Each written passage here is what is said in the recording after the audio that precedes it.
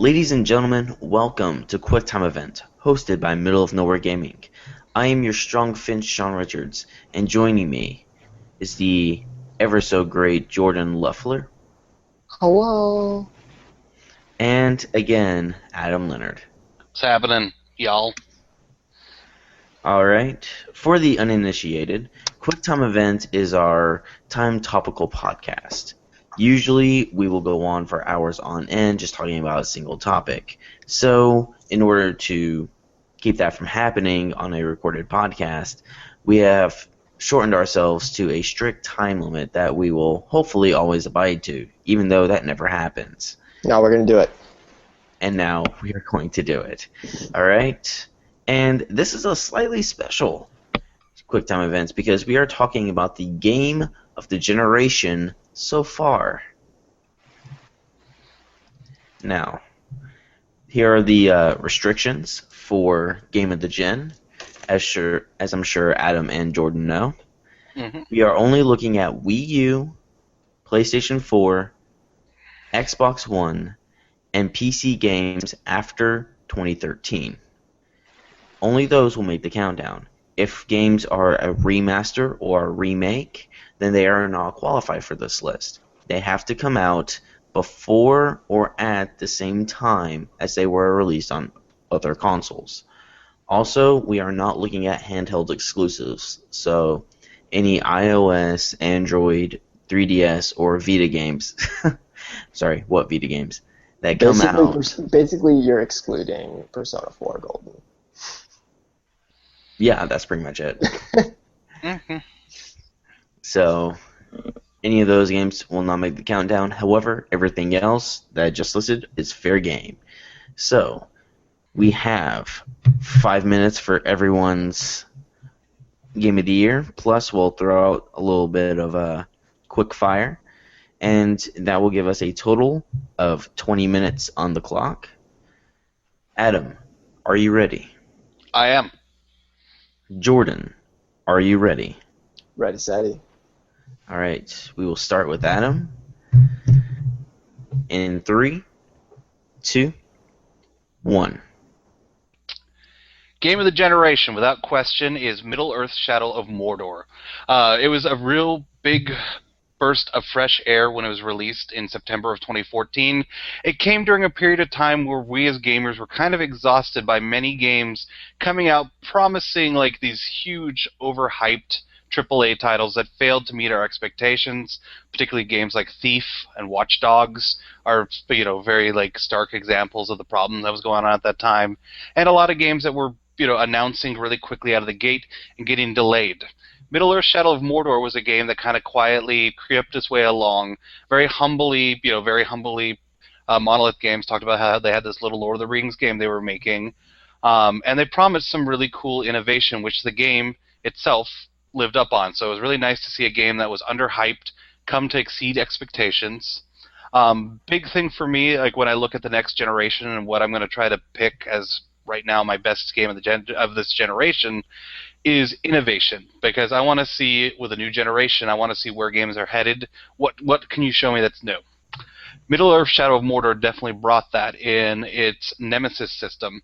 For those of you who don't know what the Nemesis system is, essentially Middle-earth: Shadow of Mordor has like a central bad guy, but supporting the central bad guy is an entire army of bad guys that are led in various different factions, and these factions have these leaders, these randomly kind of generated leaders, sort of, that are basically their own living, breathing characters. They have weaknesses, they have strengths, and they form relationships with your character. If you go on and you lose to one of these people, they will remember next time, and they'll sit there and make fun of you for the fact that they've killed you. Sometimes you can try to kill them and they get away, only for them to come back with a vengeance, bearing the scars from the battle you've had with them before. The cool thing is, as you kill these leaders, the ranks shift around. People get promoted. People become leaders who weren't leaders before. I think this is really a next-gen game-changing concept, which Middle-earth: Shadow of Mordor showed a whole lot of promise with in the system. Also, the system added a real sense of risk and reward to the to the game. Like, dying really felt like it mattered in Shadow of Mordor, because if you died, you oftentimes would lose a lot of the progress you made tackling down the armies of Mordor, because people would essentially fill the slots of all the bad guys you've defeated, and so you had to be very careful with very careful with how you proceeded, because dying could seriously put you back. The it was also a game, like, once again with the risk. It was a very unsafe game because Mordor was a very big, dangerous place, and you had to very much kind of take into account your surroundings and plan your battles very carefully, because if you just went into something willy-nilly, you would find yourself dying very quickly. I also think that Middle-earth Shadow of Mordor is kind of an important game because, while not the only game doing this, it's one of the top examples of good, intelligent use of pre-existing IP. It's kind of a general joke among the video game community that most video games based on televisions or movies or like properties are usually awful. Shadow of Mordor is a game that kind of changes that and kind of proves that you can make a great game based upon a pre-existing IP. And the way it partially does that is it doesn't marry itself to the previous stories that take place in Middle-earth, nor over-marry itself to the characters that exist within Middle-earth. It simply uses kind of Middle-earth and some of the characters as kind of a prompting point of a story you might be able to tell, and then simply then goes on to do its own thing. I think many games would benefit if they learned the lessons from games like this and South Park: The Stick of Truth and Arkham Knight. The entire arc.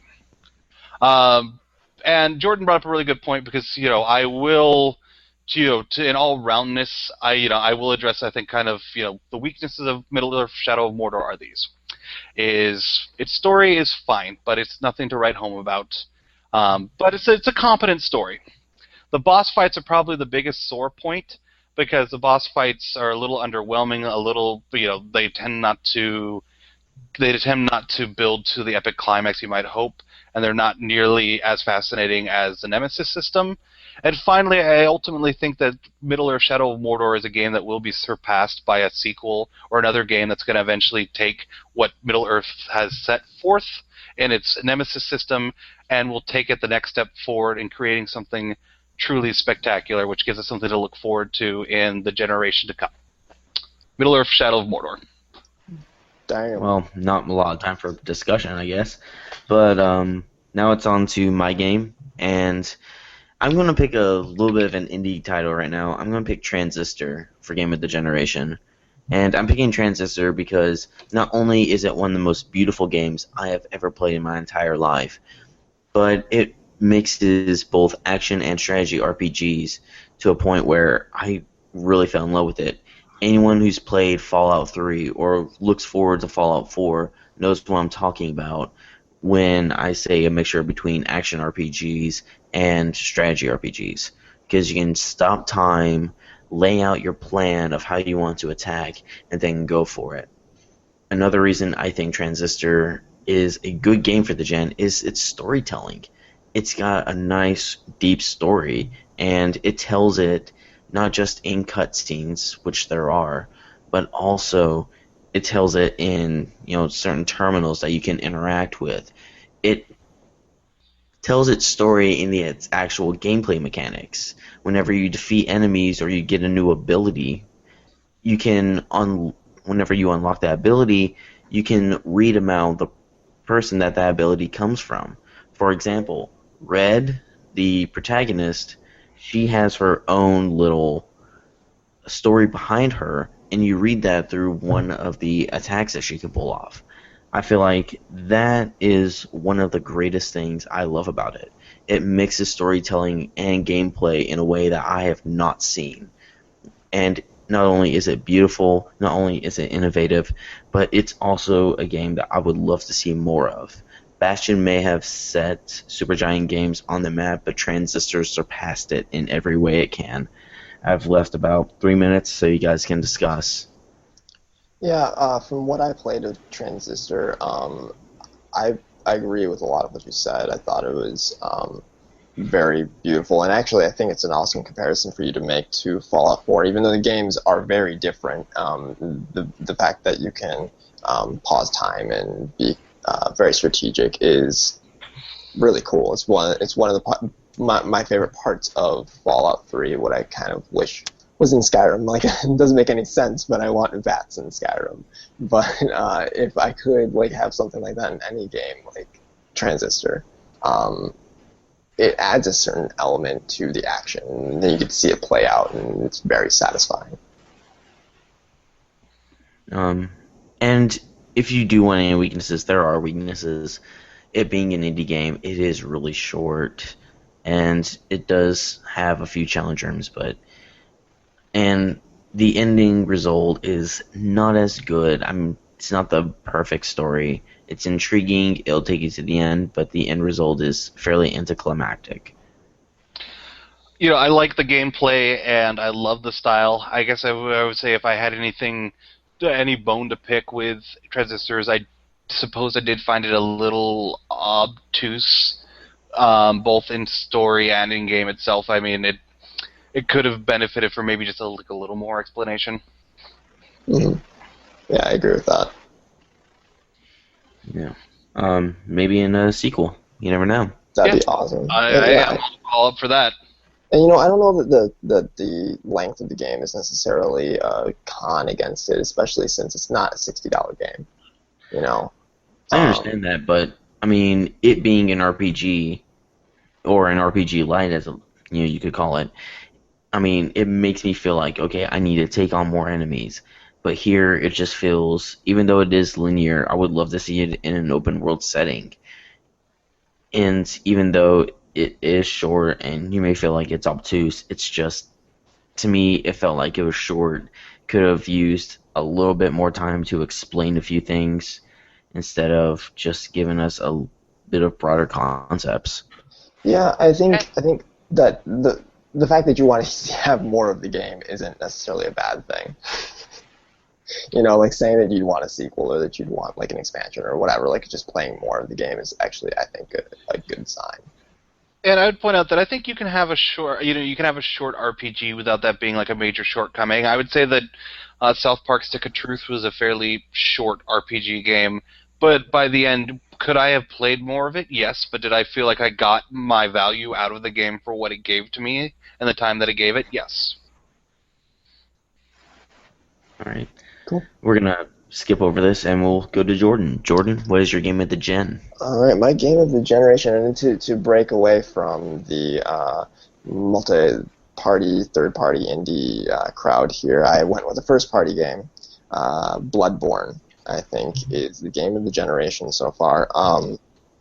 This is what I love about Bloodborne. First off, just to preface, I am not a Dark Souls veteran whatsoever, so anything that I say is basically my experience with Bloodborne, not necessarily what is borrowed from its previous iterations. But what I think Bloodborne does well is its setting is incredible. The city, the sky, I mean, it's ever presence. But like the imagery that they use, it's just cohesive. It's dark. It's beautiful, and like every hallway, like I've never crept through a game. I've never walked through a game as much as I do in Bloodborne. Like corner peeked as much as I do in Bloodborne, just because every corner, every hallway has something that can jump out at you that could get you. They can kill you. Every battle is life or death. And like it's just the setting just takes that and throws it at you constantly and makes you feel it. Every area that you go into feels like it's the same world as the city, as the forest, as the graveyard. All these places feel like they're one place. I would say, kind of going into the combat, I think the combat is great. I love that it's satisfying, it's reactive. I think that each battle is almost like a puzzle. Like each enemy that you encounter has their own strengths and weaknesses, which is, common in every game, but you have to really learn their moves and learn their timing and stuff like that, and you can master them. And when you beat them, you feel good about it because you've conquered like a mountain with every enemy. And there's a good risk and reward system. When you attack someone and they hit you, you lose health, but you can go back at them and regain some of that health by causing damage to them, which is, I think, a really good addition to the Souls series, where, I mean, it's a difficult game series, but this kind of lessens it a little bit more. It actually increases the speed of the combat. It makes you want to go at an enemy rather than be cautious. I think actually one of the greatest strengths of Bloodborne, though, is that it has this sort of culture that they've built. It's actually a very guarded game. Like, everything that you need to, every bit of information, like all the way down to how to actually play the game, is not really explained to you. It doesn't want to tell you anything, but you have to find it for yourself, which a lot of people don't like, but I actually really appreciate it because, again, it's a rewarding aspect. It really makes you investigate every little nook and cranny, but also, like, each item that you pick up has a description on it that lends itself to the story and feels like it fits perfectly into everything else. And it's not just the game that has this sort of culture, it's the people that play it. So, like, when you are playing with someone else, or you meet just a stranger in the world, you want to cooperate or something like that for a boss or an area, everyone always greets each other, and there's, like, no communication between each other besides, like, these emotions, emoticons, or whatever the hell they're called, just gestures like bowing or the hunter's salute and stuff like that. Like, everybody does it. And even when you're going up against another player, like when they invade your world, they make sure to bow to you. Like, they want to make sure you know that they're there, that you know their presence, and that it's almost like a fair fight. It's really strange. I've never encountered it in any other game where people basically just want to sneak up on you and stab you in the back. In Bloodborne, it never really feels that way. I would say, though, that the greatest weakness of the game is definitely its, now, since loading screens have basically been fixed, is that the multiplayer feels lacking. They've definitely created a game where they've purposely made it so that you can't play with other players as much as you might like. Cooperation makes the game a lot easier, so they try to limit that by limiting how often you can play with other people. And it can be a little frustrating because if you want to play with somebody else, you have to wait a long time. So. They should have really built in, like, an extra piece of time to respond to each other's. Well, that's why I did, like, the 5 minutes, but now we're into the quick fire section, and we'll basically just throw out a bunch of games that we think are also contenders for Game of the Gen. Some others that I have heard are The Witcher 3, Wild Hunt. Amazing storytelling. Dragon Age. What? I said amazing storytelling. Yeah. Absolutely. Dragon Age Inquisition. Again, amazing storytelling. I love that game. And we don't want to exclude the Wii U out of this stuff, so I definitely want to include Super Smash Brothers for Wii U. For sure. Great party game. And also Mario Kart 8. Mm-hmm. And a lot of people want to throw out Bayonetta 2 as well. Sure. That's fair. Personally, I agree with both the guys. And also, I think there's a new contender that was just released a few days ago. Batman Arkham Knight. If you're playing on a certain system, yes. Yeah, right. If you're not, as long as you don't have the PC version of that. Yeah. Well, it depends. You can't play the PC version of Bloodborne, Jordan, so... That's true. Well, there you go. The future will tell how the PC version of Arkham Knight turns out. I don't know that it's fair to necessarily throw out a review of Arkham Knight on PC just yet. Yeah, broken version of it, right. Yeah. Yeah. Well, you can't find it on PC more so. Personally, my quickfire, Dragon Age was one of my top ones. I'm still working through The Witcher 3 Wild Hunt. I've been addicted to Bloodborne, but I'm working on getting back to Witcher 3. But also, as far as indie games go, no indie game has hooked me as well as The Swapper. Just so great. Like, the storytelling is minimal, but you hardly notice it because just like the atmosphere, the puzzles, and the language, the dialogue is just awesome. That game totally took me by surprise, and I love it. Can I take a moment and like hop on a soapbox for a little game that I'd like to champion? Shoot. I think this game is such a special game, and I think it didn't quite get the attention or the reviews that I thought it deserved.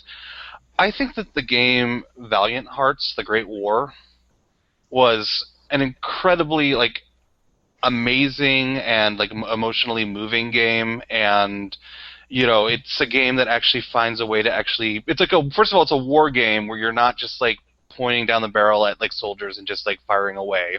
Yep. And it's a game that actually manages to be like educational and actually kind of teach you the context of what was going on during World War One, why War One happened, why it was just so messed up.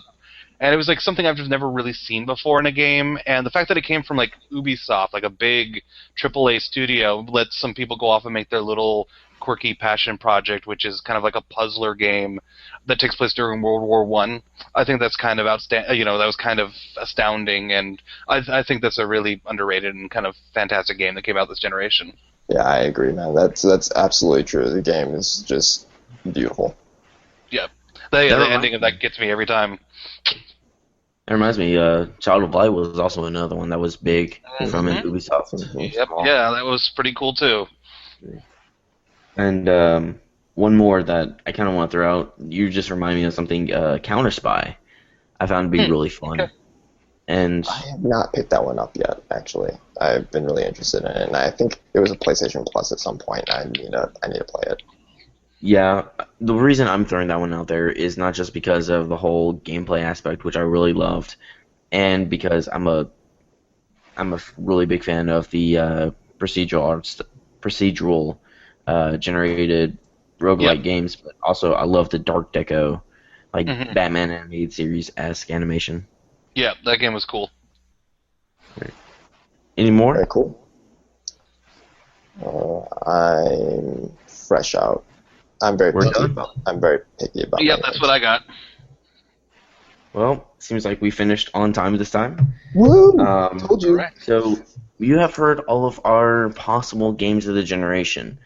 What are your games, fellows of the internet?